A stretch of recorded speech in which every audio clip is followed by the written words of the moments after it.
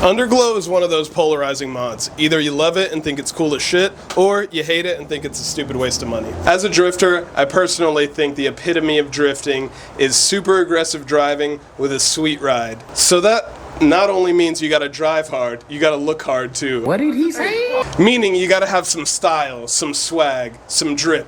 And one way to get that in my eyes is Underglow.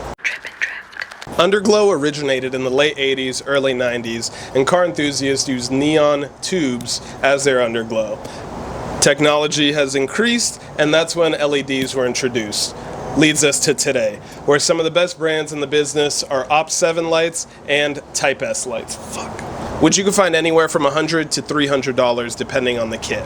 But on Amazon, you can find a similar kit for a fraction of the price.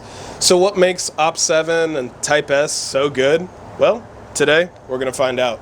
My buddy Stefan has the Type S Underglow kit on his RX-8. We're gonna be installing the Amazon version on my Nissan 350Z, and we're gonna compare the features, see the differences, and what is the best option for you. Here we got our Amazon kit for, what was that, $27.99, something like that.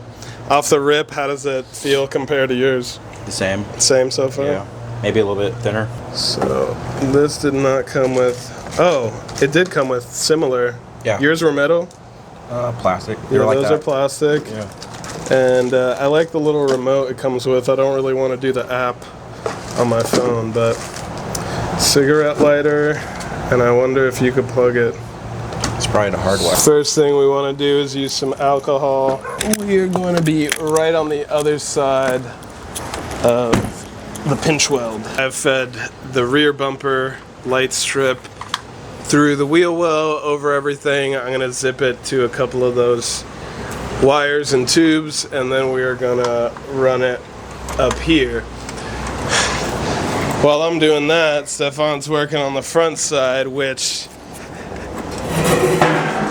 it's not so much of a problem, but it is a hassle what he's going through right now, which he's having to run the driver's side strip and the front bumper strip together through this, the passenger wheel well.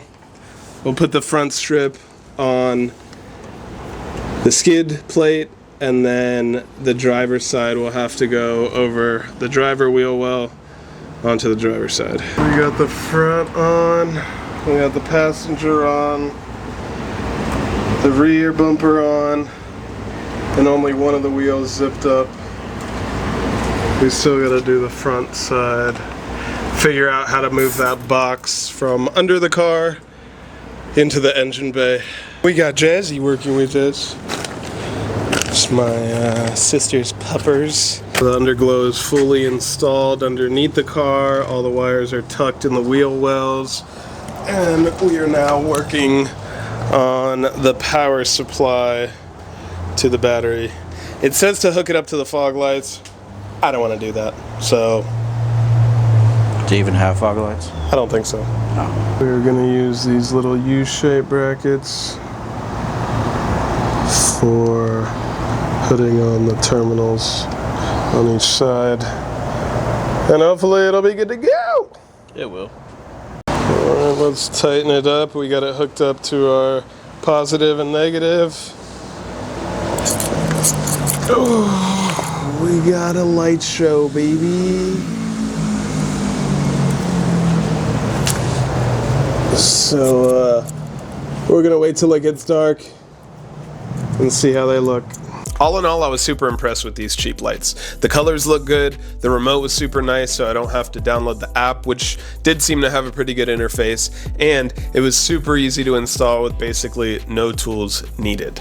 Now for the drawbacks. Number one, there aren't as many LEDs in each strip, so the lights are a little more spaced out, and sometimes you can notice that on the ground. Number two, the app, although I didn't want to download it, it doesn't seem to have as many customizations and features as the Type S kit. And number three, which I think is the biggest one, all of the strips are connected in a way that you can't disconnect them. So if something, say, happens to my front bumper strip, the driver's side strip will also go out. The Type S kit, you can disconnect them, so if something happens to that front bumper strip, you could replace it. Although my kit was $30, replacing it won't break the bank. I'm happy with it. We'll see how it goes. Let me know your thoughts down in the comments below. We'll catch you next time, fam.